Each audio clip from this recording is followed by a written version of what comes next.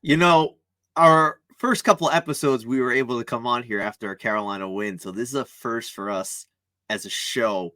But the Talking Heels podcast is kind of in like a state of depression after this weekend where the UNC football program lost to Virginia as they were a 23.5 point favorite. Virginia came into the game 1-5, and their only win came against William and Mary. And of course, we're going to be here to talk about it because we promised you last week we'd be here win or lose, and that's what we're here for. The guy to my right, who is actually in attendance, and I can't wait to hear live from him his take on the whole matter, Mr. Jordan Falls, and I'm Nick Delahanty. Jordan, how are you recuperating from that?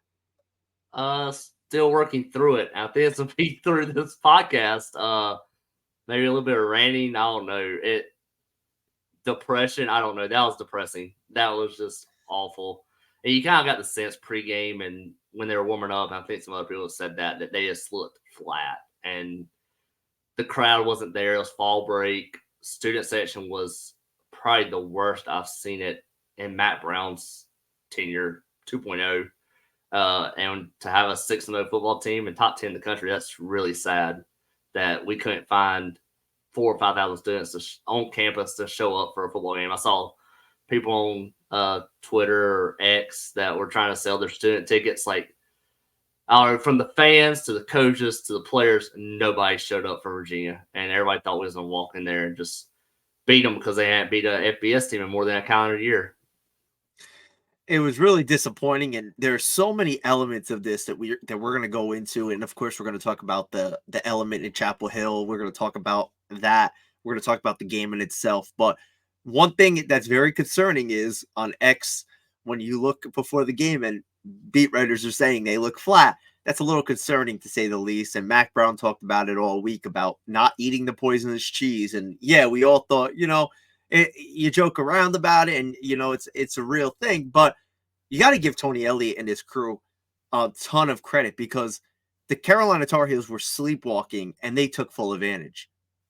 Yeah, coming off a bye week, Virginia changed things up clearly on film from what they had been doing. We heard Gene Chizik talk last week. They were being prepared for both quarterbacks. We knew that was a problem for Carolina in the past, is preparing for two quarterbacks. Virginia didn't use two quarterbacks, I don't think, at all. They might have subbed in one or twice there, but I think Musket was the primary QB, and he ran for 66 yards, and they were balanced on the run game. And they had 2 weeks to prepare, and they took App State's game plan and worked a little bit better than App State did, really. And that's the only game Carolina struggled in. And I think you're going to see that blueprint going forward, and we'll get into Georgia Tech later on a little bit. But I think that's what teams are going to start to do. Absolutely. And once you have that blueprint, you're going to see teams following. Now, there are so many elements you could start with this game, and there's frustration, and you and I both have it. There's so much we want to talk about, but I want to start on the offensive side of the ball because this Carolina team has been very good at scoring points all year long. And in this game, they struggled mightily. And we talked about it last week. For those of you who don't want to believe us, go back and listen to our show. We said, got to get the running game going early because why? Virginia struggles at stopping the run. Marion Hampton had 100 yards. It seemed like all those yards were in the first half. He goes into the second half and only has, 5 touches total? And Drake May, he did not get help. Let's call a spade a spade. Other than Tez Walker, there was not much help for the Tar Heel star quarterback. Nate McCollum had his worst game of his college career. Such a reliable target. 4 drops, that's just unacceptable. But there were times where it felt, and you said it, and I don't want to take the credit for it because you're the one who said it. It felt like they were trying to pad Drake May's Heisman stats. And let's be honest, there were a bunch of throws that Drake made that looked really bad. 100%. This literally was Georgia Tech from last year. This was coming into a game against a weaker opponent that not only the players but the coaches thought, we can just go out there. Let's use this as a moment to build Drake's Heisman campaign, build his stats. They didn't last year, late November, and then it just plummeted. And that's when it started to spiral last year. And it kind of got that feeling early in this game. They came out throwing the football. I don't know why, other than the pad. There's no other explanation. Virginia came into this game. I'd have to go back and look because they've obviously went up now in rankings because we failed to run the ball, but they were allowing like 185 or 190 yards on the ground a game, like 127th out of 130th in the country. Why would you not run the ball? And Hampton had 197 by himself against a Miami team that was number 2 in the country. Number 2 in the country, and you against Miami, and then you don't run the ball against 127 or whatever they were.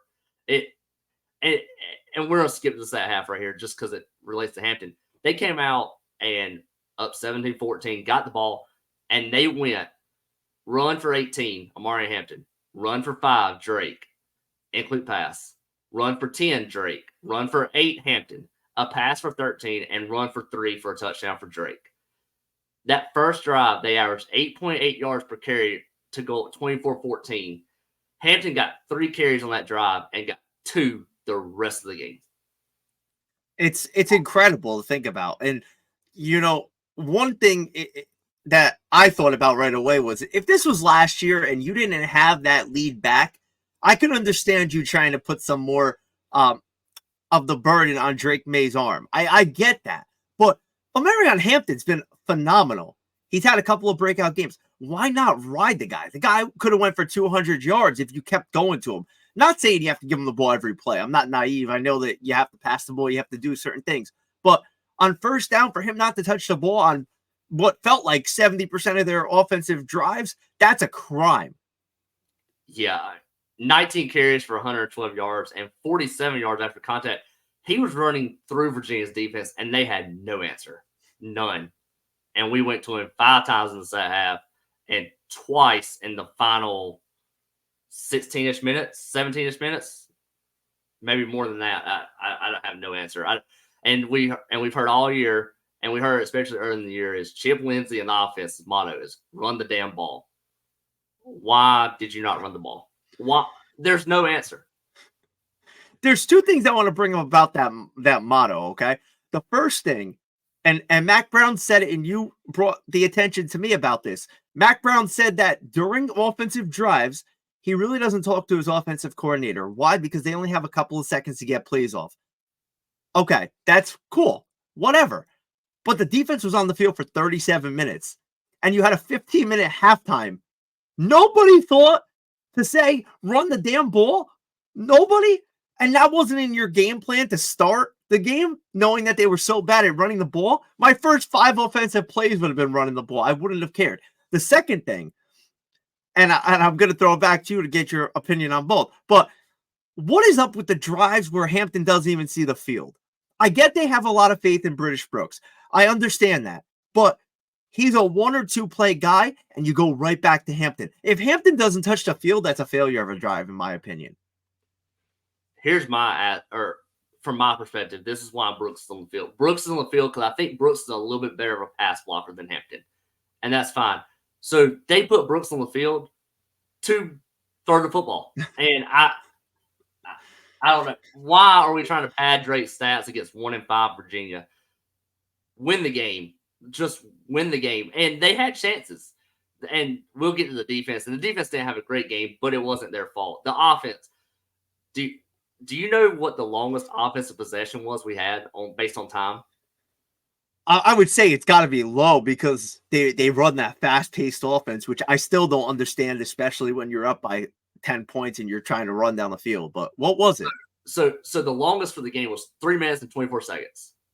That's the longest. That's embarrassing. That's the longest drive we had the whole game. These are our drives. The first half is – second half's worse than the first half. The first half, 56 seconds, 229, 112, 123, 102, 252, 53 seconds, and 58 seconds to end the half. The second half is almost worse. 225, 154, the 324 drive, 56 seconds, 138, and 46 seconds to end the game. Now, I don't know how you feel about the fast-paced offense. And again, I'm one that there are times where I like to see them push the tempo, but you also have to understand how the game is going. And I get that when they slow the offense down, the offense looks bad, but you have to have a solution for that. I'm fine with fast-paced offense, especially if you're going to score and take advantage of the defense either being misaligned or you're outmatching them personnel wise, and you want to go up tempo to keep them from subbing or catch them subbing and catch 12 guys on the field, which we did one time. And instead of taking a shot, we ran a halfback draw. Drake, and that's on Drake. He's got to know Aaron Rodgers is probably one of the best quarterbacks in the game on catching defenses, either all sides or too many men on the field. When they're all sides, take a shot. You can't hurt yourself. And we didn't do it. Going back to time of possession, Virginia had 7 drives of 3 minutes or longer, including a 5-minute and 39 drive. 7. We have 1. And we talk about it all the time about how the Tar Heels were bad in the red zone under Phil Longo. But now we're starting to get deeper into Chip Lindsey's era with the team, and his red zone numbers are actually worse. Is this a personnel issue? Is this a coaching issue? What is this? You got 2 different staffs having the same problem, so you lean personnel, but how are you going to say it's personnel when you have Drake May at quarterback, and last year you had Josh Downs and Antoine Green, and this year you have Tez Walker and Nate McCullum, and you have the talent. I don't know if they're overthinking it. Is it a Matt Brown problem that being inconsistent in the red zone? They were good early. They were awful against Syracuse, 207, I think. I don't know what their red zone number was against Miami. And then against Virginia, had the ball twice late and didn't score. But McCullum got 11 targets for 2 catches. Like, I think he had 5 drops or 4. It could have been 8. There were so many drop passes.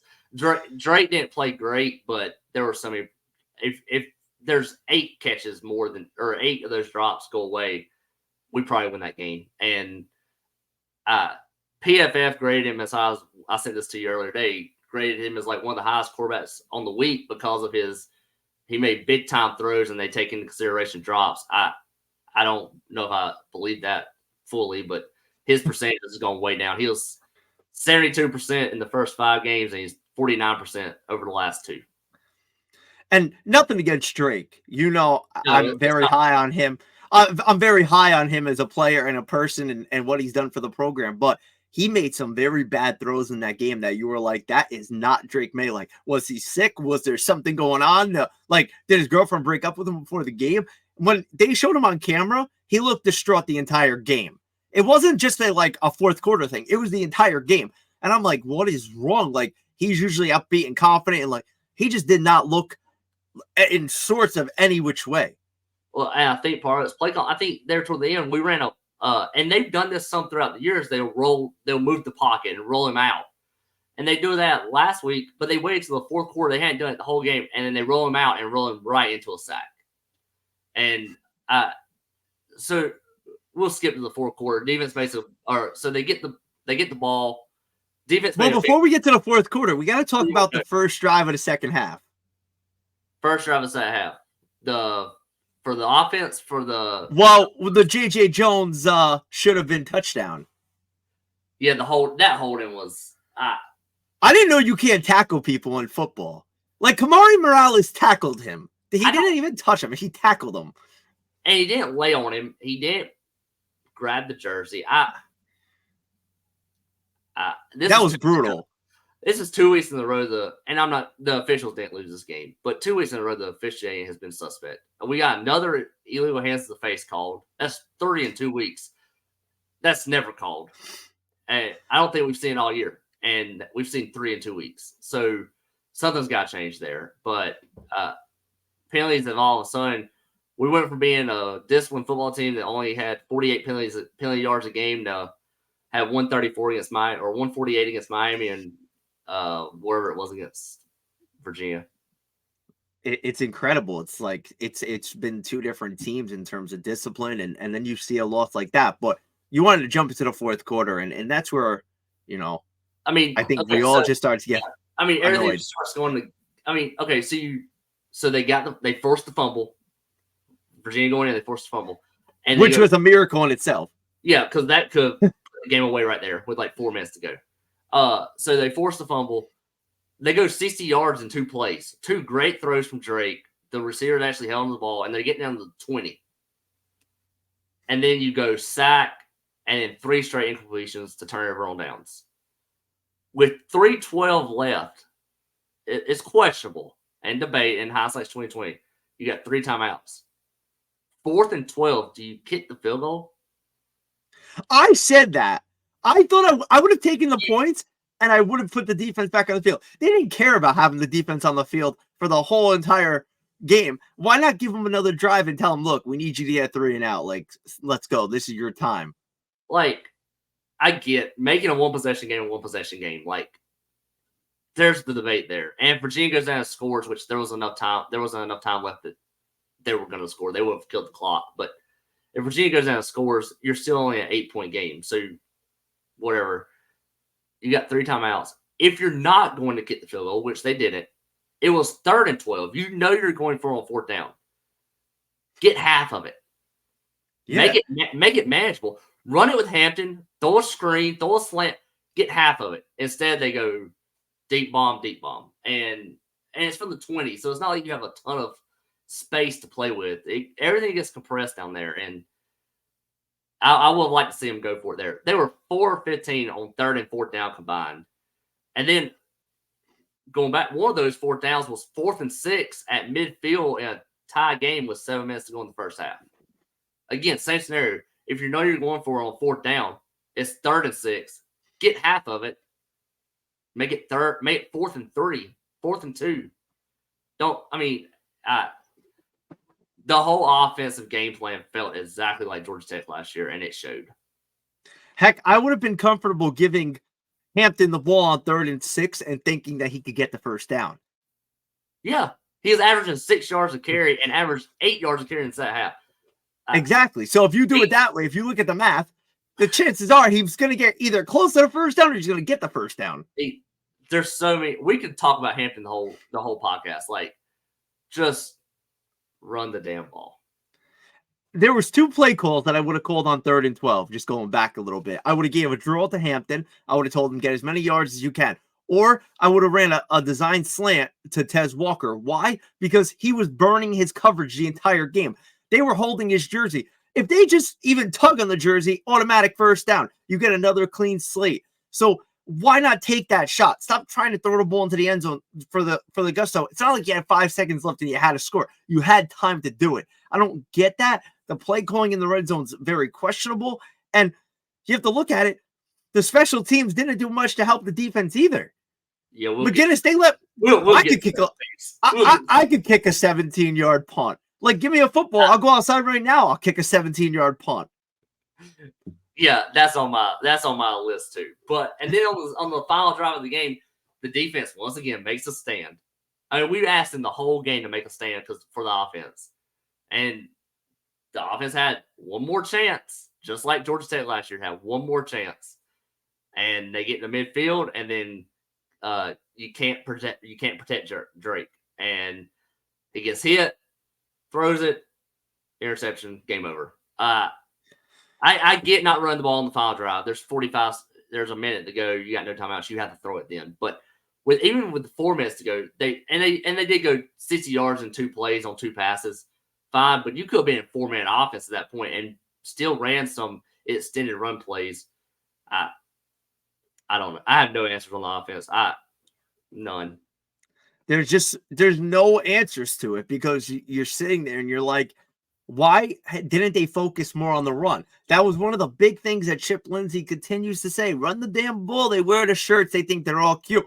But when it came to push comes to shove, you're playing one of the worst ranked rush defenses in the country. And you shy away from the running game. Why? Especially when they had the 10-point lead.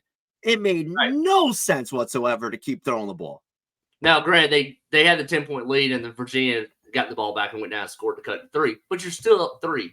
Run the ball, eat some clock, go down and get another touchdown. And surely they knew what Virginia was one of the worst run defenses in the country. We knew. Everybody talked about it. We're not the only show that talked about it. Every Carolina person knew Virginia was terrible at running the ball. And I think the guy in front of me at the game thought I was crazy because I was screaming, run the damn ball. And he was like, and then they would complete like a 4-yard pass. And he's like, oh, yeah, like the pass is working. And he kept looking at me like I'm crazy. I'm like, dude, they are the worst run defense in the country or one of. They cannot stop the run. And then they would run it for 15 on a Hampton and be like, oh, look, that works. Like, I probably, the guy in front of me probably could have asked me to lead the section because I was livid. Run the ball.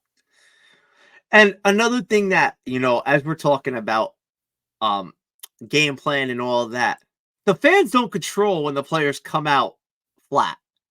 And that's something that I can't stand when they blame the fans for a loss. Like, you hear Mac Brown, oh, the fans were terrible. They weren't there. Yes, you were 100% right. There should have been a better performance from the fans. There should have been. You're a top 10 team. You're undefeated. I get that. But a couple of things. One, fall break. So most of your kids are going to go home or whatever, family obligations. You get that weekend to kind of decompress. It is what it is.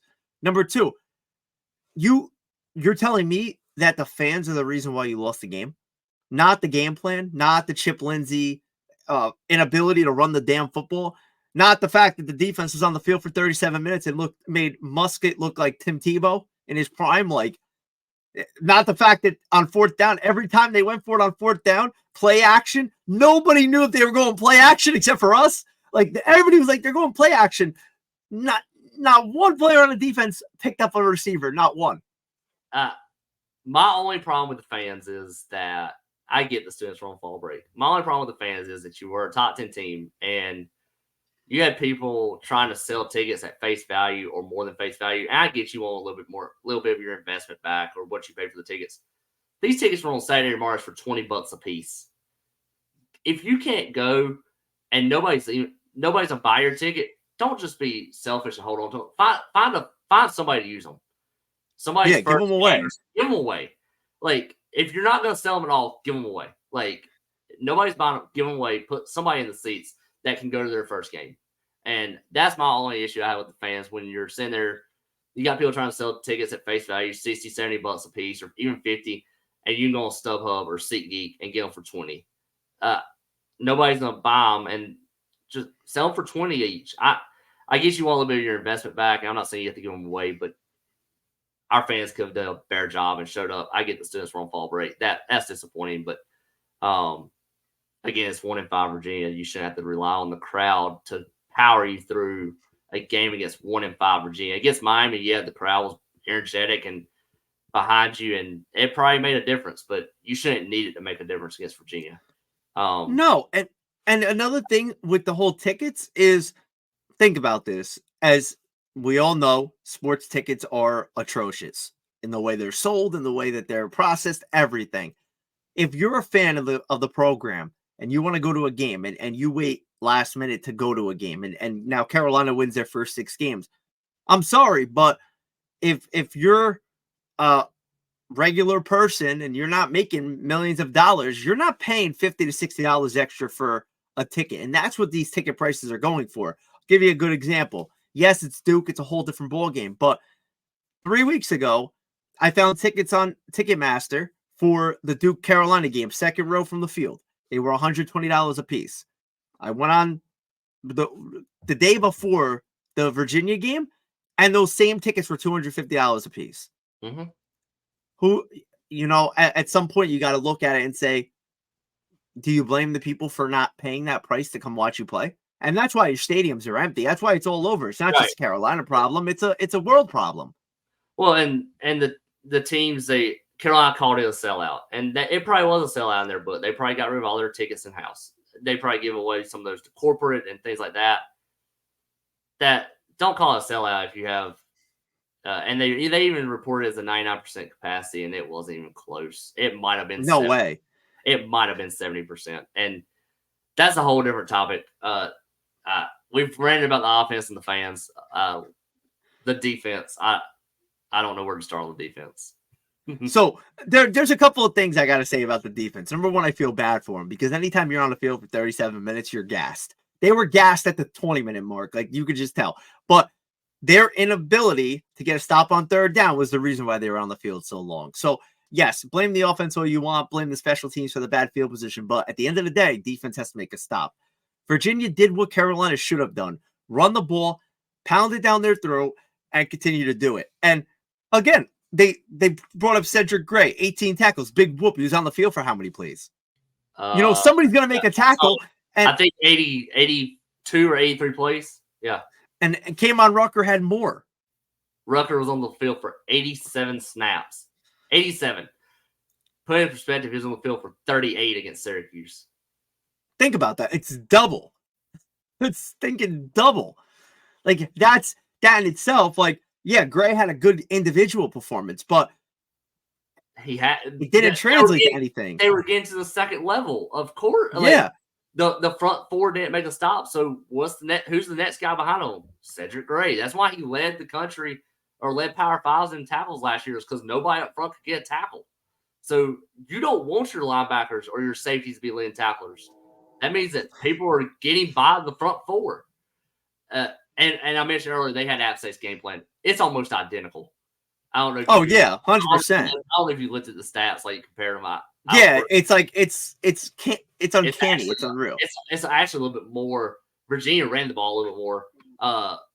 Virginia App ran the ball for 219 yards and 44 attempts. Virginia ran the ball 54 times for 228. 4 yards a pop. I mean, Tony Elliott's a smart guy. Let's remember, he was a coach under Dabo Swinney at Clemson. He was the offense coordinator there. He knows what he's doing. And he did what Mac Brown should have done. He was like, run the ball, run the ball, run the ball. That's all. If I was Mac Brown, that's all I would have been telling Chip Lindsey. Run the ball, stop that, run the ball. Please run the ball. They took, and the App game went overtime, so there's a few more snaps, but not many actually. App threw the ball. App was balanced. 44 runs, 43 passes. Virginia took that and took 10 passes off and added to the runs, and they threw for 30. They were balanced. 228 on the ground, 208 in the air, and we had no answer. And when you run the ball 54 times, that leads to time of possession. That's why they had a 5-minute 39 drive, and that's why they won the time of possession 37-23. App's time of possession was 34. The only difference is that Carolina got the ball last in the App game and found a way to. They had a chance to win in regulation and missed the field goal. May got them in field goal range, but then they found a way to win in overtime, and they didn't find a way to win Saturday night. And they had 2 chances on the final drive in the final 4 minutes. They had plenty of chances to win this game, and it goes down as a loss that stings because you're now 6-0. Mac Brown talked about it a lot, that national relevancy. We have it. We're in the top 10. And then you throw up a clunker like that. And what's going to lead to our next discussion, and we're on opposite sides of the spectrum here, and you're optimistic, and I love it. But is there something to play for this Carolina team? And can you trust this team moving forward? Here's my problem with Matt Brown and talking about the top 10. Stop talking about the rankings. Why does it matter? Rankings are for fans and people like us who want to talk about it. Rankings, nobody inside that locker room, inside that program should be looking at what the number is beside their name on Saturdays or Monday morning when the rankings come out, or Sunday morning. Nobody should care what you're ranked if you're in that program. A coach, a player, an equipment manager, a trainer, nobody. Worry about winning the game. Ask Hubert Davis. Nobody cares. Hubert Davis, preseason number 1 last year. Does not matter. It is an opinion of a group of collection of media and the coaches poll. Nobody cares if you're top 10 other than the media and the fans. And yeah, it's fun to talk about. And they were top 10. And 2 years ago, they were preseason top 10. And he said they ain't earned anything. And that's right. And they had earned their way to number 10. I truly believe they earned their way to number 10 this year. They 6-0. They beat every Power 5 opponent they played by 10. They survived a scare against App State. And everybody has a scare. I think I even tweeted something out over the weekend. Washington, 15-7 against Arizona State. Oklahoma, 2-point win over UCF. Texas needed a goal line stand to beat Houston. Teams have scares against lesser opponents. The great ones and the national contenders find ways to survive those games when they can. Carolina didn't find a way to survive this game. And talking about the poison cheese, I feel like he talked it up so much, it did the reverse effect that he wanted to do. There's so much to go here. I do think there's still some to play for, and they're 6-1. If we go back to our preseason expectations, and the goals. Nobody even thought college football playoff was even a possibility. And there was the goal is to get back to Charlotte to have a chance at ACC championship. And that is still in play right now. Now you can't let Virginia beat you twice. And that's what they did last year when they lost to Georgia Tech. They beat them twice. They lost to NC State, and then that just snowballed. Obviously, ran to a really good Clemson team in the ACC championship, and then Oregon's not a bad team. But how do you keep this? They've said that this team is different, and we were starting to believe, the fans were starting to believe this team was different. Well, now you lost to Virginia, so now you're in the same boat you were last year and the year before, and the last 6 times you've lost as a double-digit favorite, and the only way to prove you're truly different and you've learned from your past is don't lose to Georgia Tech Saturday, because that would be at least learning from last year. And Georgia Tech there's 130 teams in the country that are eligible in rankings, and Georgia Tech is 129th in run defense. Run the damn ball. They give up 227 yards on the ground. Hampton, no matter what. So I think that the worst part about this is that you beat South Carolina opening night, and you're like, okay, that's a nice win. Yeah, the Gamecock season hasn't gone as they planned, but at the time, that's a borderline top 25 team. You survived the scare against App State.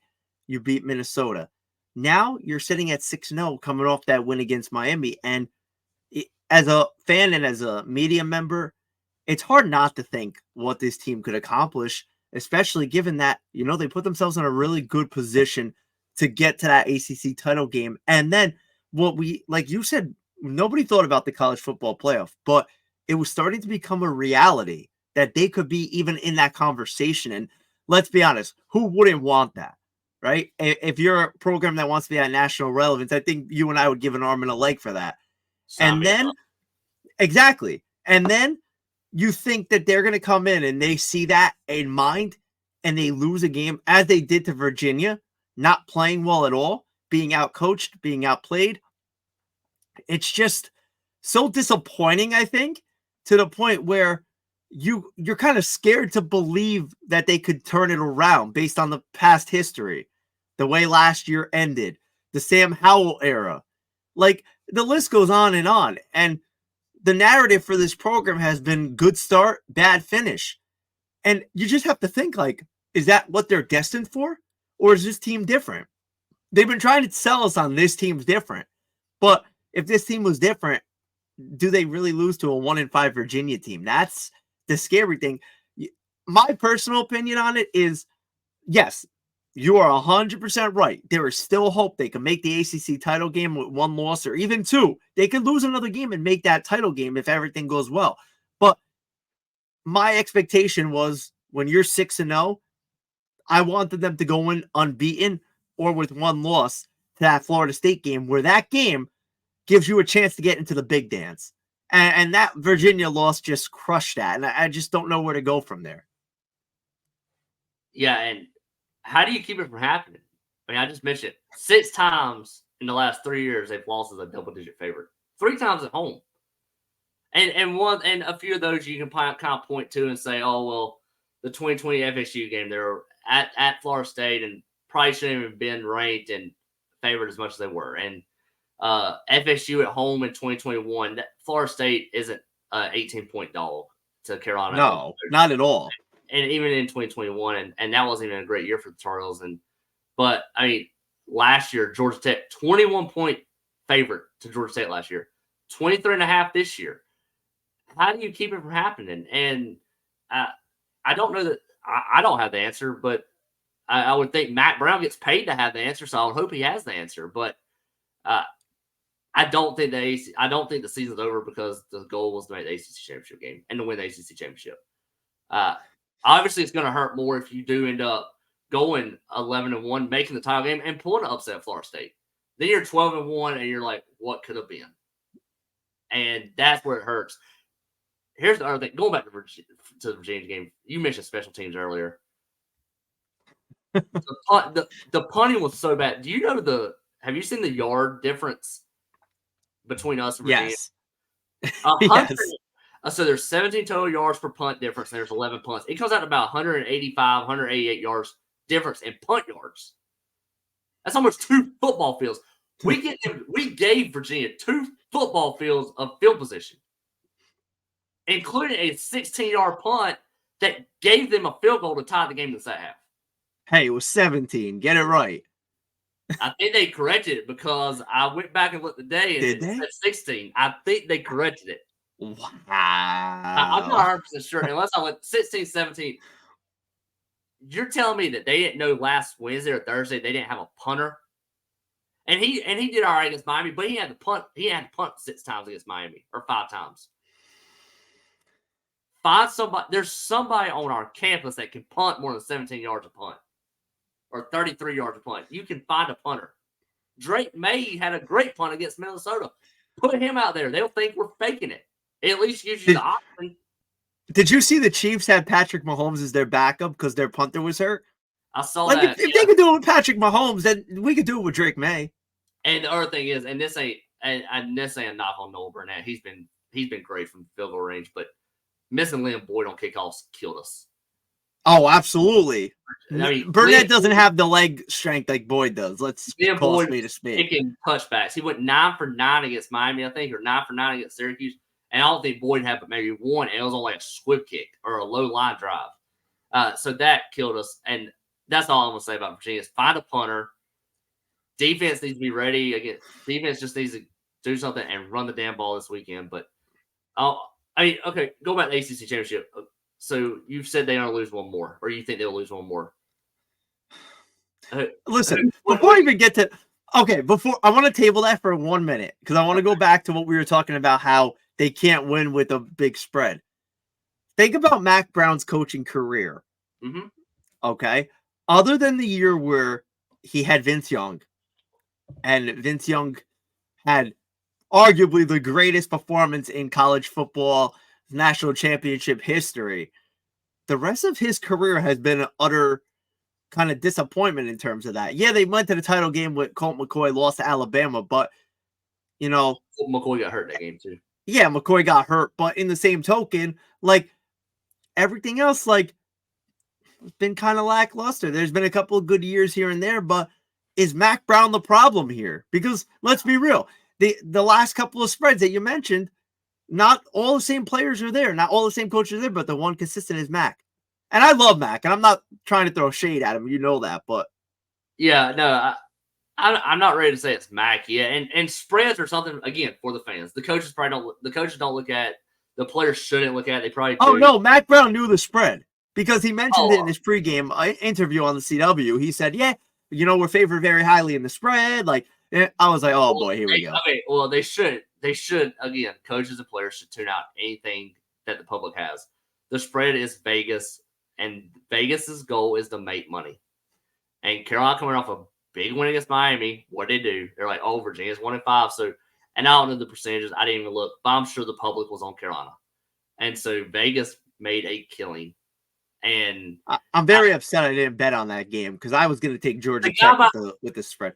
The guy behind me sits down at the game and he's like, "Yeah, I took Carolina -23." I'm like, "You're nuts!" You're nuts. I knew the second game of the year when Carolina was a 19-point favorite against App. That was too high. Oh yeah, way too high. They've covered in every other game when they've had lower spreads, but anything high, it doesn't matter if you cover or not. I don't care if you cover or not. Win the game. But Vegas's goal is to make money, and they make money when they have 50-50 splits against the spread. I believe I saw this stat correctly. In Matt Brown 2.0, Carolina's 30-28 against the spread. Vegas loves that. Loves it. Oh yeah, and and they're a double-digit favorite this week, 11.5-point favorite, which makes no sense. On the road, in a place where they've struggled. 2-10 in the last 12 trips to Atlanta. One of those was a 21-point comeback, the largest in school history during the 2015 season. So they're now 21-0 there. So it very well could have been 1-11 in the last 12. They have struggled dramatically at Georgia Tech, and it's not even close. And they're 0-2 against Georgia Tech the last 2 years. Sam Howell's last year, they lost 45-22 at Georgia Tech. That was the year our defense came off and said, "Oh, we weren't prepared for Jeff Sims to be the quarterback." How were you not prepared? And that was good old Jay Baby. Me, you were talking about that the other day, and then last year the upset, the same thing that we talked about the whole game. It was Virginia again, and moving on Georgia Tech, it's basically they are not good. They don't really have any strong sets. I mean, 260. But they're set to beat Carolina. Oh yeah, they're talented. They are talented. They beat Miami. They're really fast. They have athletes, but statistically, they're 40% conversion on third downs. They pass for 260 in the air and 170 on the ground. They're less than 50% on third down. You gotta get off the field. Virginia went a combined 10 of 21 on third and fourth down. You can't let that happen against Georgia Tech if you don't want to let it beat you again. And you bet your ass they're going to use the same game plan that Virginia used. And they don't have to implement it. It's pretty much is their game plan. They just have more talent. Now, you brought up losses before I cut you off to go back to the Mac Brown comment. Yeah. You were saying about reiterate that because I kind of forgot. Okay, so I'm saying that the ACC championship's still in play. You're saying maybe not. They're set. So we're 4-1 or 3-1 right now. Louisville has a loss, and Duke has a loss. Who else? Yes. Do you think Carolina wins out? And if not, who's the loss to? Okay, so you could ask me this question again next week because right now I don't think they're gonna go. I don't think they're gonna win out. I really don't. And you know what? I hope I'm wrong. I hope they could bounce back from this, and I hope that they go into the ACC title game, with one loss. But history has shown you cannot trust them. And yeah, it's easy to say Georgia Tech might be that loss, a disappointing back-to-back here, but Clemson might be that game. Okay. That game scares me because yes, it isn't your typical Clemson game. They're not your typical Clemson team, but let's remember, this is the same group that smacked us last year in the ACC title game. There's not much difference from last year's team to this year's team. If Cade Klubnik decides to actually listen to Dabo, then I think we have a problem. Is Clemson spiraling? Are they fixing to start spiraling? Do they lose the state Saturday? Listen, the best thing that could happen for Mac Brown and the Tar Heels is if Dabo and his crew go spiraling out of control to the point where there's no coming back from it. So if you're Carolina, you got to root for NC State in this one. All right, so Clemson. If they beat, okay, so in my opinion, I have Clemson as the second toughest game on Carolina's schedule remaining. Duke's got to be the toughest. I think Duke's the toughest game remaining, and I think you get the benefit that you get them at home. Yeah, I think the same thing. And it's senior day, likely Drake's last game in Keenan. I don't see Carolina losing to Duke at home on senior day. I don't see them losing this weekend. We'll get into predictions later, but the other thing about that, what else is that weekend? Basketball kicks off. Bingo. So yeah. Chapel Hill is going to be buzzing. There's going to be. We just talked about ticket prices, and ticket prices are based on supply and demand, and the demand is high for that game. I think they're up to $250 a piece or $275 a piece for that game, and so I think the crowd. I don't see them losing to Duke. I think they bounce back against Georgia Tech because I do think this team is different. I truly think this team is different, and so even if you see them losing one more to Clemson, I think the Clemson game is the only game they can lose. If they don't spiral out of control starting this weekend. Keep it that way. I don't think State is good enough to beat them this year, and I might regret saying that. And State's had our number the last few years, but I think Clemson's the only game they could possibly lose. And if they do, they finish the year 6-2. This is kind of like a question that has to be tabled after this Georgia Tech game because. This game is their biggest game of the season. We talked about it with Miami. This is it. Like, they cannot throw up a clunker in this one. You can't. You have to win this game. You have to. And you know what?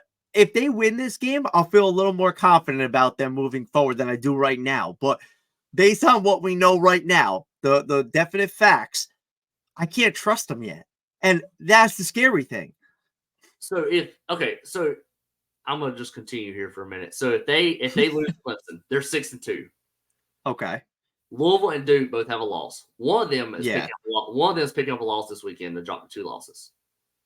I think we're better off if it's Louisville, because then Louisville has 2 losses, and then you get because we don't play Louisville. Yeah. play Louisville, and then you get the head-to-head on Duke if you beat them.